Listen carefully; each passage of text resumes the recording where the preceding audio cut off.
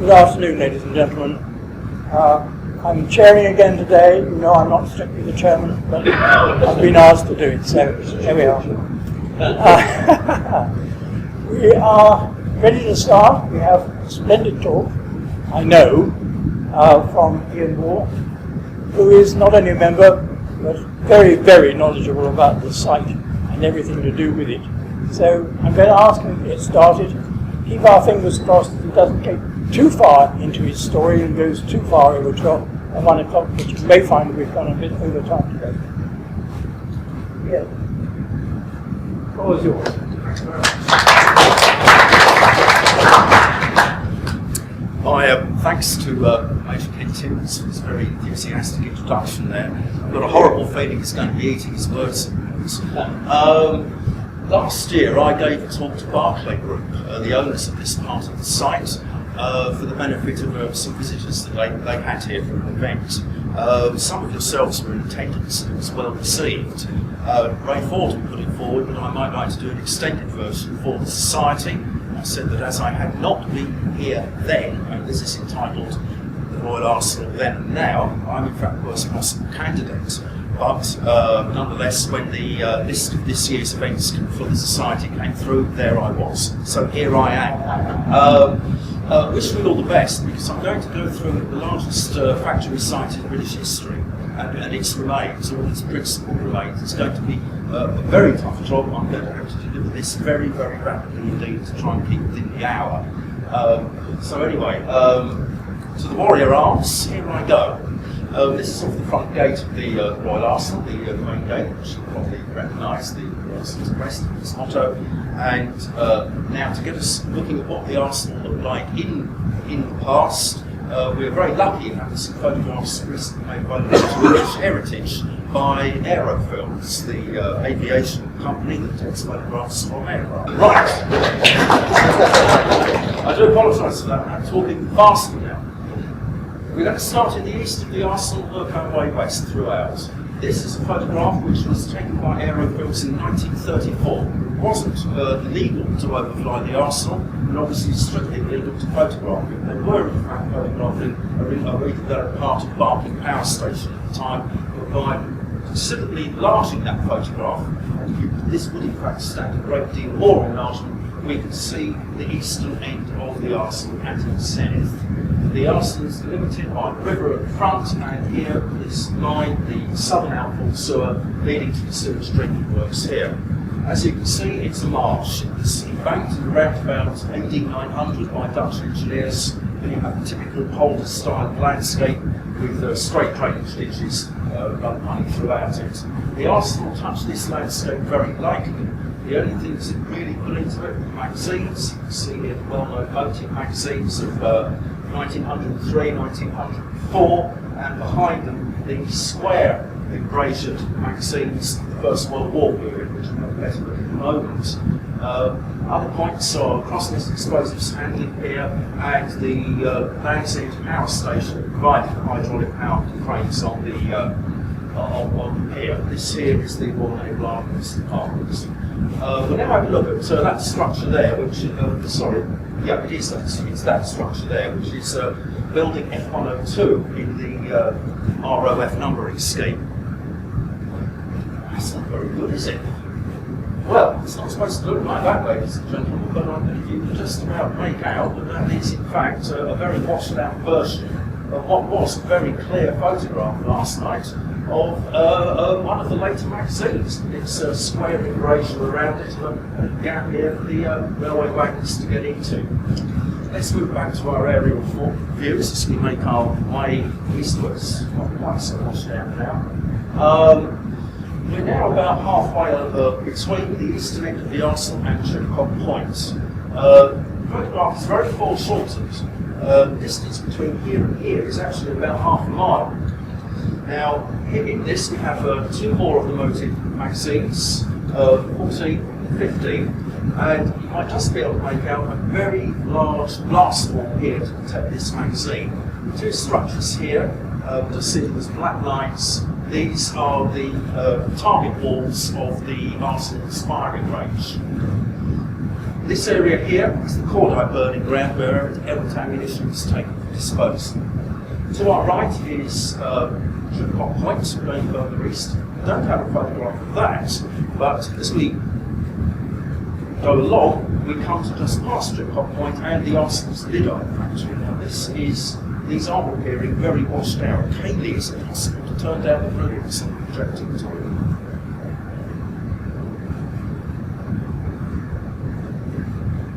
Occasionally it's making an attic one. Yeah, bear with me, it might take me a while. Is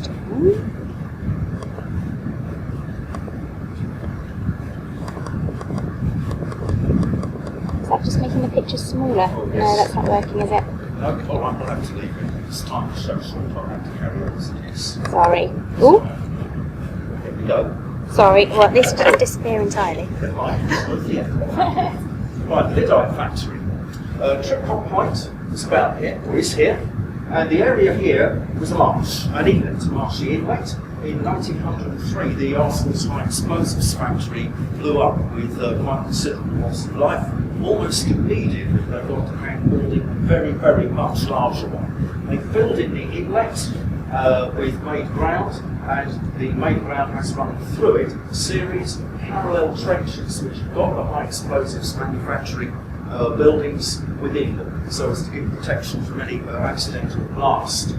The made ground is even higher in the background here, and you can just make out that dot there is one of the Kunisberg tunnels, which is one of the tunnels that leads into underground magazines that are formed by building them on the surface and then burying. One of those magazines may still exist. Here we have the plethora of small filling buildings, all very small, so none of them contain enough explosive at any one point to set the others off in a chain reaction should it explode. Down here we have the quay next door to the Arsenal slipway, which was used for rolling guns off on railway wagons onto roll-on, roll-off barges, which would then take those guns to Shoebury-esque firing the testing purpose. We'll now make our way further to the east and look at another series of photographs taken by aerofilms. This time they're supposed to be looking at the Royal Group docks and how they've been rebuilt after the Second World War.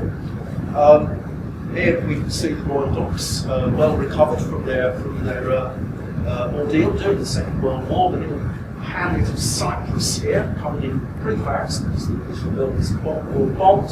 And surprise, surprise, by accident, in the bottom left-hand corner, something that's worth enlarging.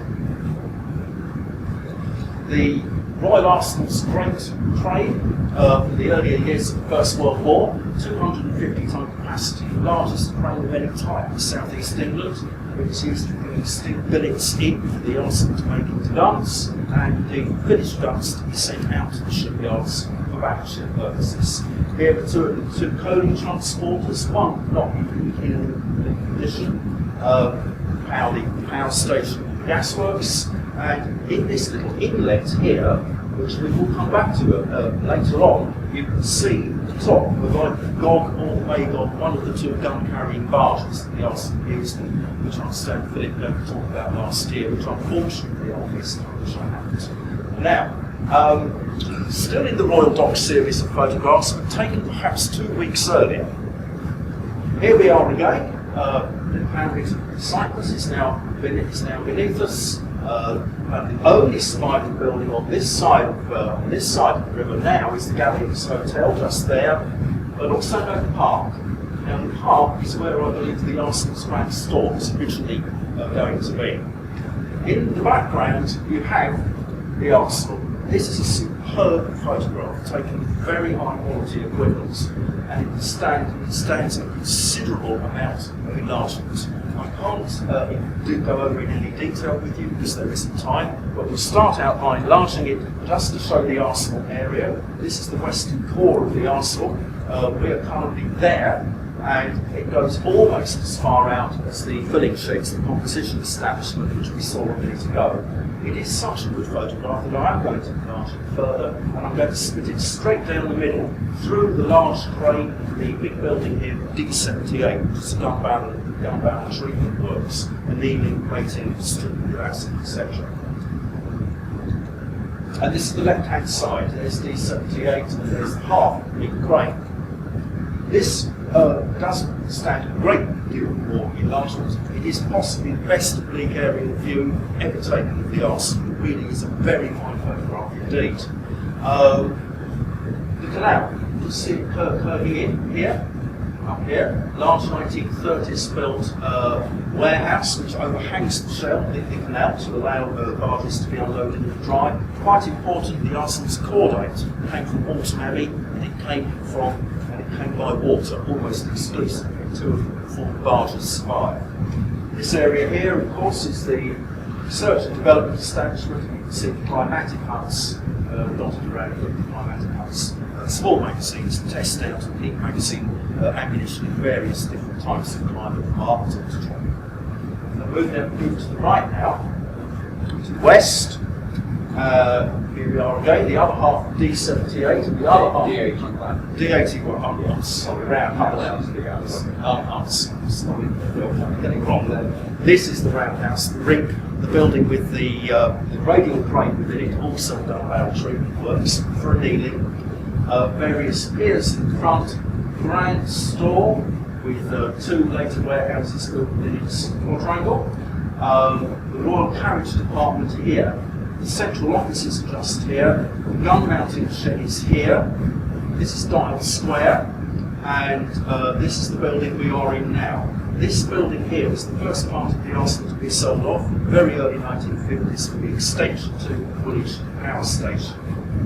This photograph is so good, if we could enlarge it, well, we don't have the facility to do so, unless you can see me afterwards. We can actually see those individual windows to your left. Wave everybody in it.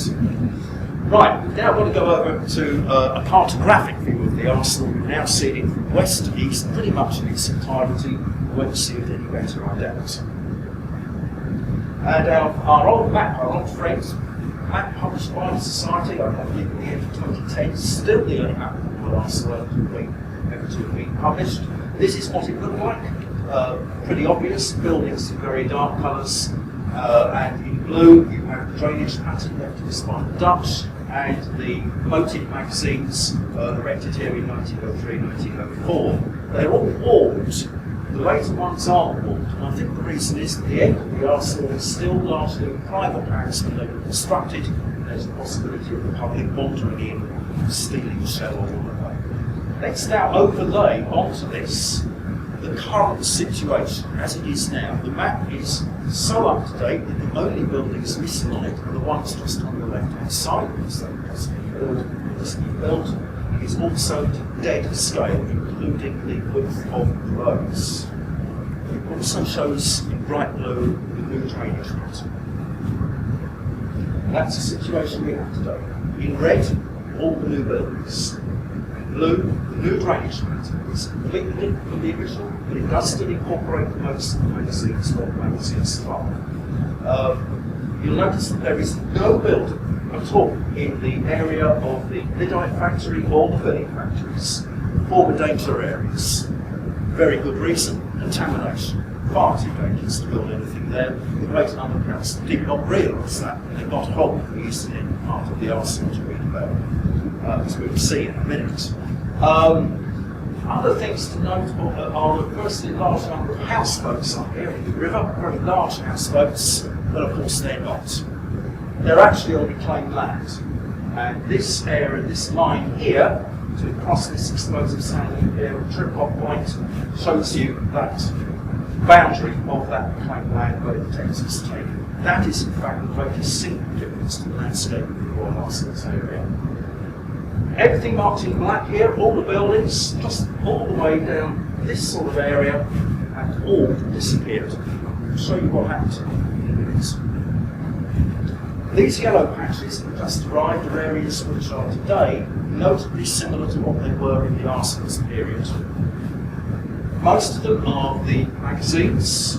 Foreshores, of course, we won't look very much at those. Mainly the magazines, part of the data area, and two of the larger magazines. This area here, which hasn't been redeveloped because it's reserved for building a new road for the new bridge over to Benton. Here, the canal, and this striped area here is the former gasworks. So David Rogate talked last year, which said gasworks have been built over. They haven't. For the reasons that he gave, they're too highly polluted. Gasworks have just a lot of cyanide. There will be a lot underneath there. Various other parts outside of this part of the arsenal down here, and the area where we are in now is still largely yellow. Still buildings. Turning it around and looking from Dagenham, looking this way, looking westwards, it's exactly the same map, and it's in perspective. It's more short at the back and longer at the front. Notice that we've still got this red line here. There is a reason for that. Now we'll have a look at it with a little bit of background. On the left, you've got the Abbey Wood Estate from London County Council in 1953-1954, and up here you have the entrances to the Royal Docks and the Covenant Piers and Beckton Gasworks. This is how the Greater London County Council found that in 1962 when they took the area over. Here's the Lyddite factory and the filling sheds up here. This is the danger area, this area here. Now let's show you what the Greater London Council was going to do to it. That's it, Thamesmead. And now you can see why you have that very considerable embankment out here. It's actually over 30 feet high on it, lower. It's to retain land for these new blocks, which are called linear housing in Greater London Council terms. The only part of this area to be built was this row of flats here. That's all, nothing else. Why didn't it get built other than the Reclamation? Quite simply, the GLC didn't realise how polluted the arsenal was, and all the money that was going into Thamesmead had to be spent clearing up the site, the whole lot.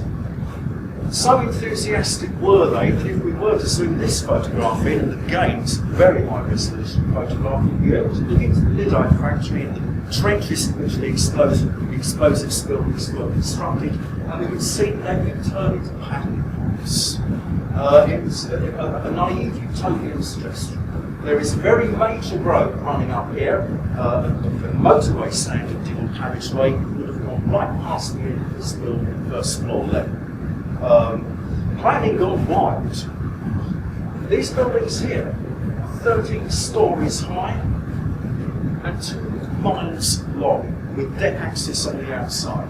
It's such a good model that you can actually imagine going up the stairwells and smelling the urine and crunching the discarded syringes underneath your feet as you walked along the access walks. Thank God it didn't get built. As you can see, they still have a few of the motor magazines left in position as features, as they do with these 2 big magazines up here. Thamesmead. Thamesmead was built from about 1965 onwards, and we do have a Thamesmead Westport here. My thanks to Stephen Peterson for some of the photographs I'm about to see. This is the Reclamation, the beginnings of it. Trip hop point, a little gunny place you might see later on. This is where the Lyddite factory went. The Lyddite factory was so badly contaminated it had to be scooped out. It first appeared on all survey maps, in fact, as a quarry. The contents of that quarry went into here. The riverside parts of Thamesmead are on top of a very large amount of very highly contaminated soil. No doubt that would have been neutralised before it was put in.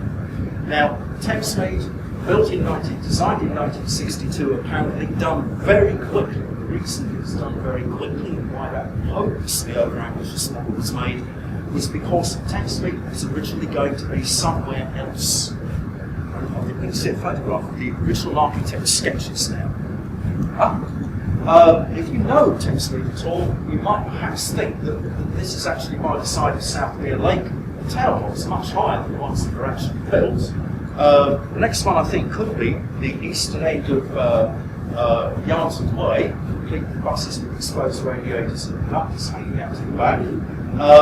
And lastly, Tavy Bridge, complete with the latest thing, Citron DS. Now it so happens that the Citron DS came about in 1955. Thamesmead is that old, but it wasn't going to be here. It was going to be in Hampshire, in a place called Hook. An enormous amount of money was spent on building it, on planning it in Hook. The plans were absolutely finished, ready to go. But the residents of Hook were dead opposed to it, and it happened to be in a marginal constituency. So both political parties made it clear to the LCC as it was at that time, that you are not going to build this new town here. We'll give you SOP, we're going to give you the Royal Arsenal. They actually gave them a poison choice because the cost of moving all of too much. And I know one of the engineers who was responsible for that very early amount of ore from me. The method they used before scooping it all out was to dig a very big trench and fill it with material bentonite, which is a self-slurrying clay. It becomes completely impervious when wet, and that continues to hold the temperature. So, back to the map, and we're going to refer to the map again as we go along. We're now going to start making our way through the remains of the area, starting in the east and going west. We're going to start out with these magazines, and we will also see what eventually happened. Thamesmead could only be built on a piecemeal basis rather than as a single very large construction, estate by estate. And you might wonder what happened to all of the buildings in the Royal Arsenal. Where did they go? Thamesmead haven't got any money. The manager of Thamesmead was given a small amount of money. They might have expected it to go into building a few houses or perhaps a length of road. No, he had common sense. He was an entrepreneurial man. He purchased a concrete crusher, which you can see there, and he put it into the proof huts, which are this area here. And there's the research and development establishment, later Royal Arsenal East over there, and the back wall of the proof huts there. Every single building in the east end of the arsenal went into that concrete crusher. There was a market for aggregate, who made a lot of money, much better job in Thamesmead overall than building new houses. Another view of it, looking in the opposite direction, here you are, concrete crushing area on the proof hut site, and over here Royal Arsenal East, research and development establishment with the climatic huts. Thamesmead. This is northern Thamesmead. Very, very bright colours, perhaps a little bit washed out. Here the old pylon over across this for electricity cables over the river. And here, Maxine 13, ROF building F52. Notice there is an awful lot of yellow patches around here. The reason is because to build everything quickly, cheaply, they did not excavate the original Arsenal site after they removed the buildings from their foundations and crushed them. They filled the whole area with sand, pumped out of barges that had been filled by dredgers in the Thames estuary. Everything in Thamesmead, nearly everything, is built on sand. F52 there, let's zoom in on it, let's have a look. It's a good example. This is the best example we'll see today of one of the moated magazines. You see the shape of it, you can still see the embrasure around where the magazine was in the middle, and the last wall is around here. The little railway went in like that. The wall is still there, you can't see it. The embrasure and the grass wall have been denuded, they're a lot lower than they used to be. For a better example, we'll go to our west and go to magazine 40.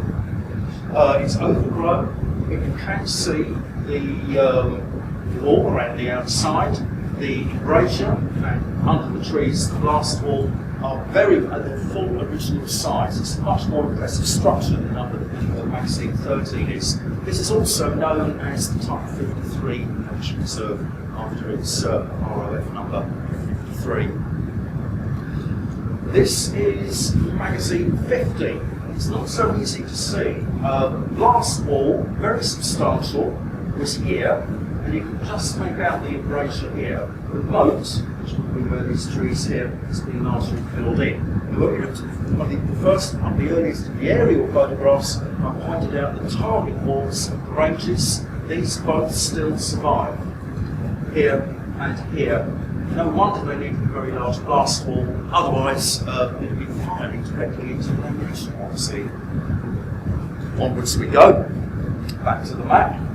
And the area we're now going to visit is this large area here. Magazines 15 and 16. So from overhead, there they are, that's as they are now. To the left you have the Lyddite factory, still very much in use as a quarry and a landfill for toxic waste, which is being redeveloped into a hub. This area here, very much less touched than the rest of the arsenal, and well worth looking around as some adventurous people did last year. And within, the first thing they found were the accoutrement of a magazine, fire extinguishers, fire buckets, whatever. The abutments of the glass wall was still complete. Let's have a look at support the glass wall. Very much bigger earthworks in this magazine than the other ones. Very much larger magazine. It's just look to the left of that. You see that nature is taking its toll on these 3-foot thick concrete blocks. Within these, you'll find the foundations of the original magazine. It's about the only magazine with this amount of foundations still showing. And to our left of that, we find in the undergrowth some lumps of rusty metal, and that's why we really went there. As the day progressed, and it was a very hard day, what we're looking at begins to become clear. We are looking at the very last part of the Arson's once enormous railway system. And there's a bit more of it. The standard gauge out here, the narrow gauge line in here. So you have one running rail common between the two sets of wheels on this side, narrow gauge only 18 inches between the rails in here, and standard gauge only on the outside. Quite remarkable reminder, and we were able to excavate all, there is more of this. And an overall view, a bit more sorted by the lengths, but I think overall we managed to do about 100 foot. The last part of the largest and busiest internal system, singular system railway for industrial purposes in this country by very significant margin. As we made our way out, we came to something rather special, we thought, a better view of it. The Arsenal's last telegraph pole. But it says something when you're looking over the side of the biggest factory in British history, and we were thrilled to find a telegraph pole. It's an indication of just how little there is left. We'll now make our way over to another area where we will find, firstly, even here, this area that's been abandoned, these are those two big magazines, these are the current plans for it. Planning Commission supplies next year, I don't think we're going to build it, but there's another look at those plans, dead easy when you're a planner with a computer. Do they realise how much they're getting rid of doing it? There are some really good memories of the arsenal on the ground in the eastern end. Back to the map, we'll now move ourselves over to this area here. We're not going to look at this because it's mainly just scrubland. I'm sure you don't see a load of trees. This is an area of disused railway line. It's got no line site, but lots of remnants underground. Again, not very exciting. So we'll go here, and then we'll make our way up to Tripcock Point, and down the river towards the canal. This is the important area. That's what it looks like today, looking north. Just see the embrasure here, and a little building here. Let's have a look at that from the opposite direction in 1985. That's more like it. This is part of the filling establishment, part of the composition establishment. These are the little buildings that are very small, so they wouldn't cause a chain reaction if they exploded. Let's have a better look inside. As it used to be, very small buildings. These aren't quite on that point, but they're very simple. It gives you an idea of the photograph. Next look at the remnants in that area today. Some telegraph bits left. We'll start the telephone system again. And here we are. I'll quickly go through this. Photographs of various remnants. All still there now. And when you get to the embrasures, just look at how thick those embrasures are and how significant the abutments to them need to be. Once you get inside, you get a better idea. You start to see concrete walls just on the right there, and I think this is just about the last photo of this series. Just look at the considerable construction here, and this type of angled It's canal, I'll let it go. Where the entrance into this once very thick window. This was an area, this building was doing something very explosive at one time. I'm quite convinced that these were originally nitration houses, where the raw stock material of nitroglycerine was made. Very, very dangerous job. Moving up to the trip-hop points, we find this gun emplacement. It's not a pillbox, it's a gun emplacement. And there in the back we can see the beginnings of the reclaimed land, with the sheets still piling beneath it. You can see how high that embankment is. Very, very good piece of civil engineering. This probably would have been built here even if the arsenal hadn't been here. And I think the next thing probably goes from this little building just to the other side of the trip-hop point, which is an observation point. I understand this was built for the purposes of detecting mine-laying aircraft, trying to render the Thames unusable. That's still there. There's another one next door to it. It's now fallen off the side and into the Thames. Further along the footpath, we come to this interesting structure. A wonderful remnant of the arsenal, actually. We'll take a better view of it. This is the slipway that was used for the roll-on, roll-off barges and large proving slates, gun-carrying railway wagons that were going to take these guns down here onto the boats and then onto Sugar-Green-S or Gantlin Creek on the south side of the estuary of the Teston. It's an excellent remainder. It's in pretty good condition, and the whole area around here is also noticeable for being the only place in the arsenal now where we find a considerable amount of the original 8-foot high palisade fencing from the 1900s. It also is in pretty good condition. There's about 100 foot of it left, thankfully with the electrified fence at the top of this switched off. We've now got to here. We'll make our way down to the canal and then down to these buildings here. Here's the canal from above as it is now. This is the gasworks site, still empty. The canal has been all but drained. It's been made very much shallower than it used to be. It was first started in 1812. It was originally going to be an eastern defensive measure for the arsenal, the moat, if you like. And you can see how it used to extend with these two blue lines. A large new slipway has been built here for the boats that never came. Here is the lock, and there's another feature here that we'll see in a moment. This is now completely blocked off by the modern seawall, which is very, very substantial. Suitable at the back and along here to the Riverfront, because of course it's below the Thames barrier. Here's the lock gates as they were in the 1950s, and with the railway swing bridge over the top. The second railway swing bridge in the world in its original form, dates from 1849. It's currently under refurbishment. We know that because we can see through it in the reflection. And a little earlier photograph of the same job being done. Here it is, of its trunnions being refurbished in the early 1950s. You can see it's hand-carried. That's all we're doing today. This is the same view. You'll notice the swing bridge is open, perhaps a little bit too open, so we can't apparent in mode. The lock gates are permanently open, they'll never close again, they're completely rusted out at the bottom. Here we are from the opposite direction. The swing bridge is far too open because it's off its trunnions and marked at a rather crazy angle. It's a great two-listed building, it's on the English Heritage at risk list at the moment. It is in fact in very good condition because it was completely refurbished again in 1985, and indeed it's got a brand new and never used hydraulic drive system built into the underneath of it. The reason for that, believe it or not, the Great London Council is going to build a railway into Thamesmead. It's going to use it. That project died with the abolition of GLC in 1988 after immense amount of money being spent. Plans are all finished. They're very comprehensive. We'll now make our way along the canal, looking backwards towards the sea. Here we are again. This is the view we'll get today, but this time there's very little detritus in the now dry canal. We'll get to the other end of it. You'll see up clearly the whole distance. Nearly all dry. This will just be rainwater. At the moment, I think more we can get a nice purple, nice and sweet. Yeah, that's what I say about there. Right. Back to the map. Last time we'll see this. We're going to go down here. This was part of the arsenal sold off in 1955 to make a trading estate. London County Council. This area is roughly what was sold off. and the tenant was the Ford Motor Company. And that's the area today.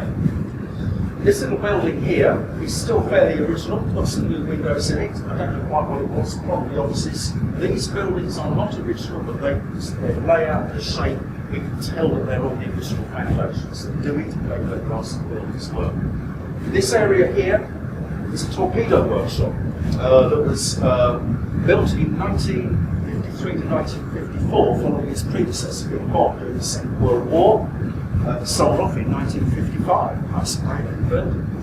And down here, a little building with quite a bit of history behind it, which is earlier, we'll see in a moment. Here is that torpedo workshop. Still painted in the faded colours of the Ford Motor Company today. Another view of that. There we are. It's awaiting a new tenant or demolition. New owners, which is Peabody, the well-known housing trust, haven't yet decided what to do with it, but I have my doubts as to its survival. Here's that little building there. It's the Arsenal's lacquer shop, and if you want to be emotive about it, you could say the First World War ended in that building for many families.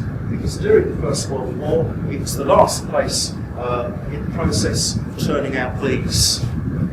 The next of kin plaques given to the surviving relatives of every person who was killed in the First World War.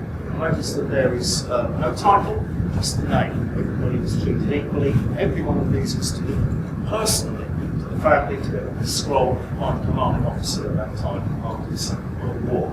And the lacquer shop was the last place on military property they were in. And there it is again.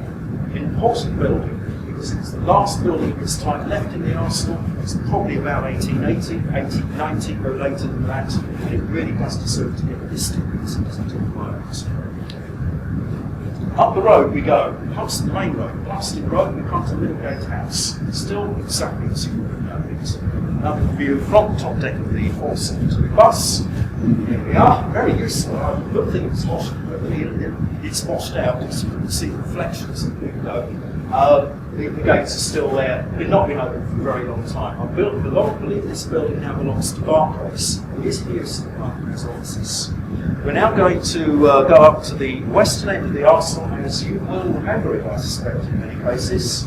This photograph was taken in the late 1980s. By and large, the buildings on this site, as you see it here, survive today. The exceptions to this building here, the SSU here, the RAF secure encoding building, this building here, the Central Inspector of Armaments. Other than that, just about everything remains. We'll now have a map to the same view from the Thames overlooking the same area. Again, here you can see the getting lost. There's the SSU about to disappear, to be redeveloped. That little inlet again, we'll come to that. And here, Thamesmead around the canal, built on a large bed of sand. Okay, and that helps. Middlegate House, where we are, we're going to walk along Plumstead Road, main gate, and then through the buildings that we know well within which we are now. We'll end up right in front of this building, just here. We're not going to visit Firepower, because you all know what it is, I hope you'll be inside it. Very fine building. And we're not going to do this area here, building C8, which is a shame, because it's a building that's almost exactly the same as it used to be. Access is very different, partners don't want anyone to go in. And this building will also miss out as the now gunnery place, I believe, and it's now the site of the Arsenal's fine thing to have. The most photographed building in the Royal Arsenal, the main gate. This talk started with an extract of the arms there. You've all seen this before. Indeed, I believe I saw some of you on the way here taking this view yourselves. And here we are, the main gate. We're now going to go through the main gate and walk across the road. What would we have seen? We walked across the road before it was built. We'd have been walking across Avenue H. Fine buildings, lost to the GLC. in the 1980s when the new road was built. I suspect it was a case of that road or the motorway along the river frontage. One way or another, they were going to have better access into the Thamesmead area. Another photograph of Avenue H, the last one we can see today. What a shame this couldn't survive. Lovely to look at this. Through the current gates, you'll get this view, which was familiar to all of us. Brass foundry on the left, Dial Square in front of us. Trees going back a long time, very mature. To our right, we'll see the Verbruggen's house, as it was last week, complete with the new buildings over the Crossrail station behind it. And then we'll turn to our left, and we'll see the guardhouse, as it was in the late 1960s, I would say, by the cars, possibly in the early 1970s. And today, very much the same thing. It's an odd gift to us from Greece.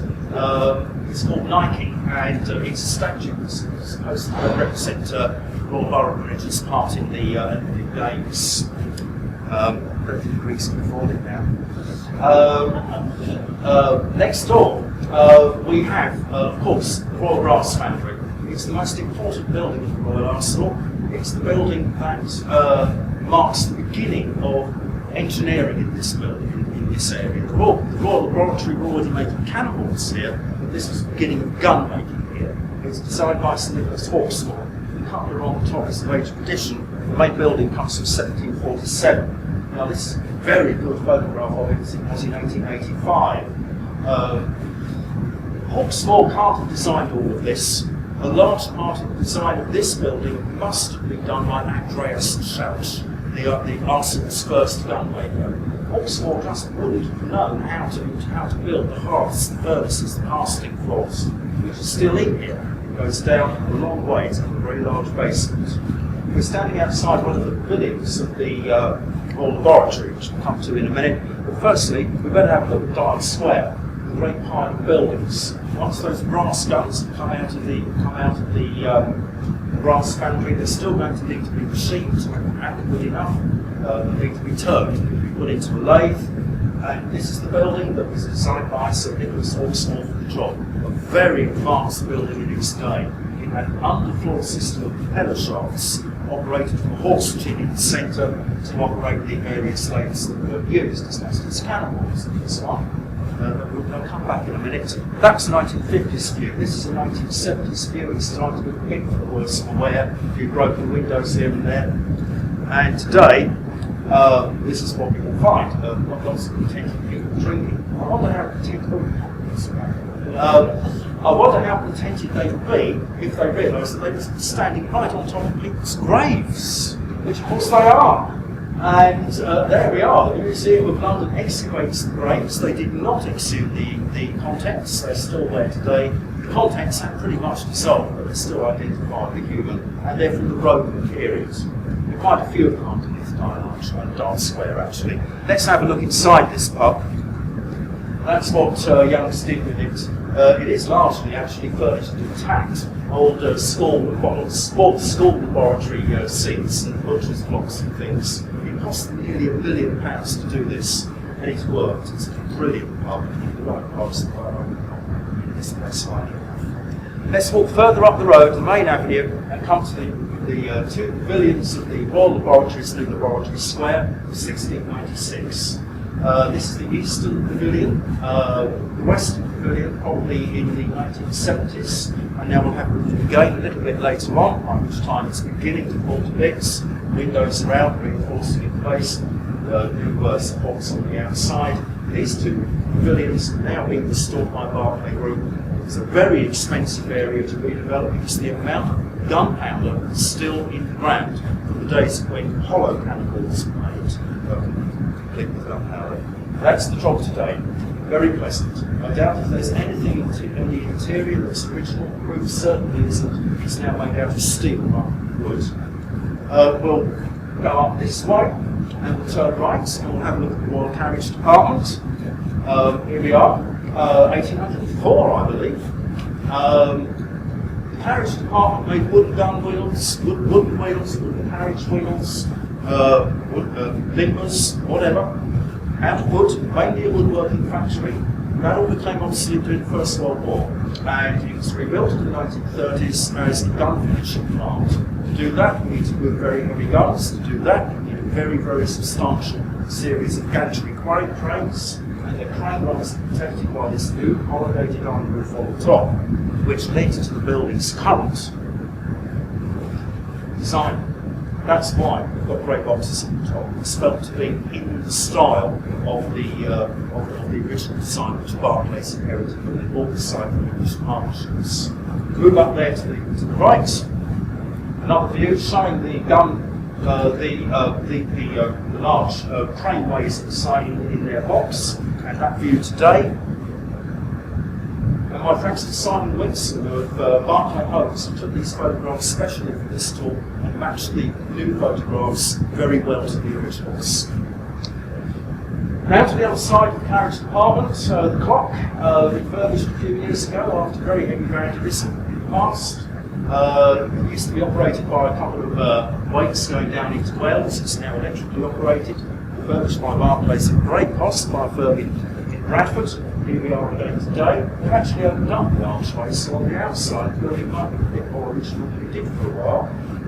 In fact, there's virtually nothing left of the building except for the outside wall, now just a curtain wall with a modern interior. And talking about the interior, this is what the inside used to look like.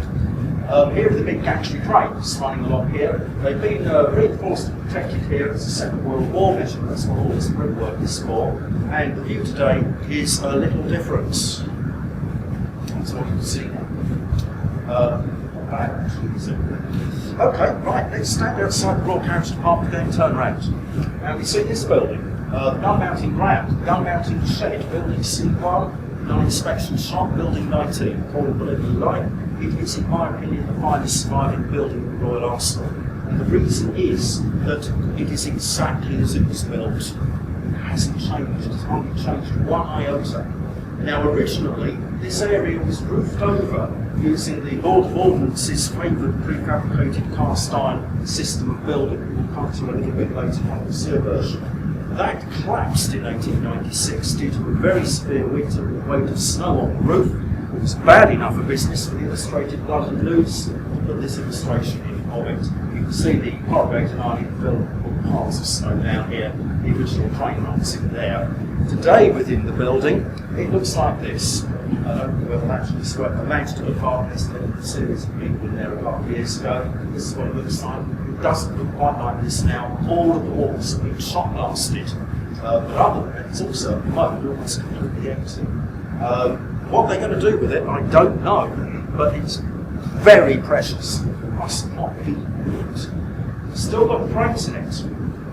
Look back at the conductor wires on here, I imagine they probably were. It's got one other claim to fame. It's the only part of the arsenal with its railway still inside it. Both mixed gauge, narrow and standard gauge, and well, sort of see it, it's a bit washed out, but there are the rails still within building C1, building 19 today. If you're next to building C1, you're next door to the central offices, seen here in the late 1960s. Barclays have played their magic wand and they've probably done quite a good and sensitive job in extending it upwards. Most people can't realise that these are floors up the top one onto the floor. So look around the back of it. Now in the 1970s, I think, and on the right-hand side, the Shell Foundry gates. The Shell Foundry was built in 1856 and demolished at the end of manufacturing in 1967 to make way for the secure signals unit. And there it is, with the SSU behind it. See it as it is today. You'll all be aware that our late member, Sidney Baker, was responsible for bringing back these gates. And there is a plaque to be just there. Inside, there is a plaque to ROF Patrick, Royal Ordnance Factory Patrick, where they came from. They have a way of saying thanks to that, so let's have our gates back. You might want to know what Barclays do with the inside of their buildings. This is the inside of the building now. The Patrick plaque is just down there on the floor in front of the gates. Now we'll go up to the entrance. Well, here we are. Quick look around.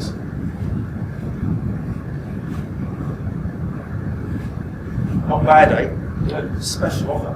Just today, £1,000. That's all, £1,000. It probably is. On top of the central offices, looking down over the shell foundry, this is the site of the SSU and the shell foundry. This gives you an idea of the amount of infrastructure Barclays had to put into the site to make it out here. Everybody that used to work here was very clean, I've no doubt about it. They didn't have their baths or use their dishwashers or whatever in the site. Consequently, a very large amount of sewage material had to go into it. When I go back down to the ground floor, look to our left and see something remarkable, which is the ground store, 1812, 1840, finest Georgian warehouse in this country, and I would imagine probably in the world. The trees are very old, been there for a very long time. We'll have another look at that, look in the opposite direction. There's the building that was on the site, it's not on the site of what was the power station. We'll now just peek up there and look within the quadrangle of the ground store. As we would have seen it in the 1970s, and now we'll have a look and see what Barclays have done with that. Actually, Barclays have done a wonderful job with these buildings. They've retained the patina of age on the brickwork, and where necessary, they've even simplified it when they've had to replace the bricks. They've done a good job. Two later infill warehouses here. Let's have a look at the Royal Gun Foundry, which is just behind us. Here it is, 1855. Matthew Wyatt, I think, was the architect of this. In its day, one of the most advanced engineering factories in the world. It had to be because of the difficulty of making an Armstrong gun. Very, very complicated piece of machine at the time. And so complex was it that for 3 years, William Armstrong's firm ran this independently outside of the arsenal. Until the arsenal got the necessary amount of experience. It's very original, this building. It's got one nice little fitment on the outside. Very last of the police fire ambulance telephone boxes in the arsenal. There would be dozens of them once. And rather nicely up here, a blue light bulb. I wonder if it flashes when you phone up. Right, we're going to turn around from here and see what we would have seen up until the 19th. No, an Armstrong gun. An Armstrong gun. Very, very well known photograph. I think this is a 41 tonner. I can't be sure. It does give you an idea of how big these were, and they're made out of many different pieces fabricated together. That's the view we get behind us. The power station, 1907.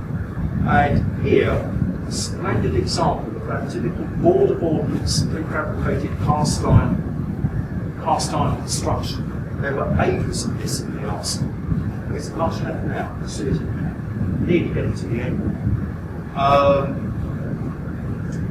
Corrugated iron infill, or sometimes wooden infill. You might recognise its similarity to the front of this building. Today, from the same view, you get this. It's not so much fun. It's better to set the archways here to give some sort of, I don't know, praise or mirror or to the Royal Arsenal. Inside, though, it's a little bit more interesting. Here we are, nice fountains, and there's people in the side there telling you the cargo's there. Next walk round this building will be next door to the River Thames, so I'll have my back to the sink wall in taking this photograph of oiled Arsenal Woolwich. These letters are illuminated at night and they beam out over North Woolwich, perhaps trying to make the other side jealous. My back is to the sea wall. The sea wall at this point is around a little inlet, which I've mentioned to you many times before in this talk. It's really worth mentioning it because there was a terrific photograph of it which I've got to show you. It's very washed out. It's from the absolute dawn of photography. I can't really date it, but you do see the Arsenal on trick here of always displaying the smallest product. This is done here. Now, I'm going to guess it's around about the 1850s. It's very washed out, unfortunately. The actual photograph is quite good, and it's in this building's collection. And possibly the oldest photograph of the Arsenal there is. Walking on the riverfront, we come to the two infill warehouses within the quadrangle of the ground store, and behind them, next to the river, the two shipping sheds, the end of one, the rest of the other. The same view today. Now the Barclays have done their job. See, quite well preserved. These buildings are quite late actually, up to the 1890s, something like that. Now back out onto the onto the foreshore, we come to building B45 in the Royal Ordnance Factory numbering list. The building on the right, the CIA building, Churchill's Invisible Army, or if you prefer, the Central Inspectorate Departments. And on the left, very importantly, this hydraulic tower. This was how the arsenal was powered in this area for a very long time. There was a big reservoir on Shooter's Hill, which is still there. Water came down under pressure of gravity from that, at a height of over 300 feet, and was fed into a giant cylinder within this building with a weighted piston on the top. When it was fill up, and shut off the supply from Shooter's Hill, and the great weighted cylinder would come down, squeezing the water out of the distribution pipes that ran to cranes, lifts, whatever, and in particular windlasses that we use for railway shunting, so the piss of the locomotive a great deal of money. And of course the power source, being gravity, is all free. This is the new social club they've built on this building. That hasn't survived, but a new accommodation has been built on the top. The CIA building hasn't survived either, but it had an excellent interior, a very strong interior, because this building and originally that building was the shot and shell stores in the early 19th century, very heavy materials, and thus the interior has got these very significant columns, stanchions, whatever. Too good to lose. Barclays had to get rid of this building, but we go back to building B45 for a moment, and in between the hydraulic tower, which is on our left, and the original outline of the building here, we can see how they've been reused to make these access decks into the modern building. Not 2 miles long and not functions. Onwards we go, and shipping sheds, and in the background this building, so we know we're nearly finished. Shipping sheds are gone. They were given a very significant archaeological survey before they were knocked down by the Greater London Council, by the GLC that weren't involved in this area. The reason is simple. It's that motorway that's going to go up here. They would have been responsible for the demolition of everything that's here, whatever was done here. Thankfully it didn't happen. The same view today. We've lost the shipping shed, but we have gained a relatively impressive view and new here for the current catamaran service. Up to this building. There it is, in the early 1970s, the original arsenal was beginning to disappear, running sets, steel rails, starting to go. Old 1920s, actually 1920s, old Tudor extension on the roof. That's gone, as you can see. The Iron Men, can't remember the designer of them. That statue is not by Anthony Gormley, but it looks like it is not very solid. This is called the Pedimental Building. That's the reason why it's in pediment. This building that we're in now took a very, very long time to build. It started in 1805 and it was finished in 1880. Another view, looking back in the opposite direction, the pediment again. And accretions, much more modern accretions, 50s or 60s perhaps, in front of the building. And today, there we are again, and here, the last part of that Board of Ordnance prefabricated cast iron construction in here with glass infill rather than corrugated iron. We'll get a better view of that in a moment. Another photograph here, Tower Place in the background. This building is 1720, the design of the first thing was all small. It was on the site, of course, of the original Tower Place, the manor house, if you like, the Woolwich estate, on which this part of the arsenal was built. Sadly, that fine building there has not survived, but Tower Place itself is still very much with us. Very important building. We all know that the best military academy in the world is not Sandhurst. It's not West Point, it is Sandhurst. And Sandhurst came from here. This was the Royal Military Academy at one time. And of course this building here with this very high cast iron exterior. 1885, and you can see here a similar building on the left, but even better. It's because it's got an ornate cast iron frieze along the top. It's got a level of decoration that the Board of Ordnance did not usually put into this type of building. Now, I'm going to ask one of you the question. Ray, it's gone to Devonport, isn't it? Right, that's not dead. Right. Oh, right, okay. Sorry about that. I thought I was going to be able to say that survived. Now I can't. Now we've got right up to the end of the arsenal. It's just about done now.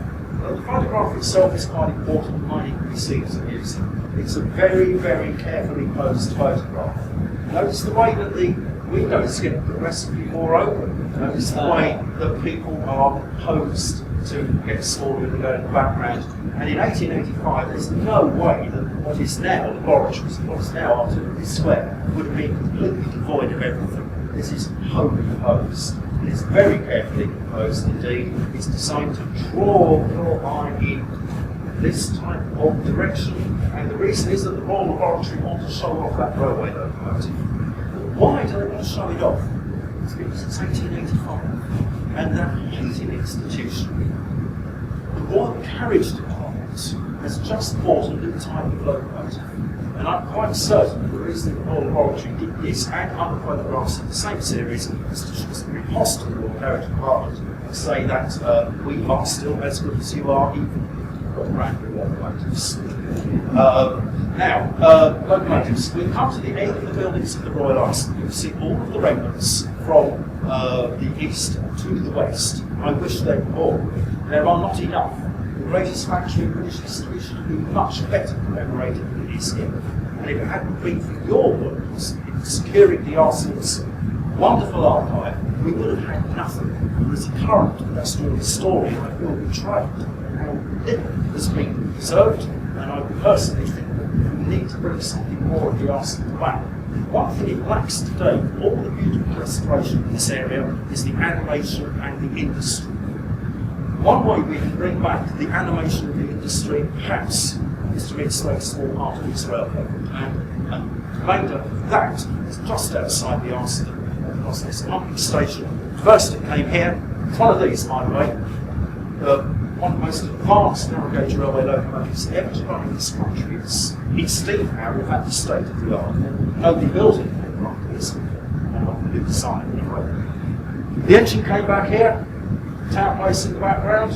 Maybe there is Mary Mills, which is the boss of the Greenwich Industrial History Society. The engine was then taken around the back of this building to rejoin the powder wagon that was outside, and she met Jenny, who used to work here. And Jenny came out with the words, "Oh, isn't she cute?" Anyway, the locomotive Woolwich is now ready for restoration. It's been completely stripped down into about 1,000 different components. Every ounce of that nasty blue paint is gone. She will end up being green, somewhat more dignified green than the projector showing here. This is what she's going to look like, which is finished exactly original. All we need is the money. You could say that we could say to the people who will give us that money, I hope, might use the Arsenal's motto and the Board of Ordnance as well, Sua Tila Tonatis, Tonanti Mother, which is commonly translated as to the warrior his arms. And on those noble words, ladies and gentlemen, I do apologise for running over time, I'm sure I have, and thank you very much indeed for listening to me.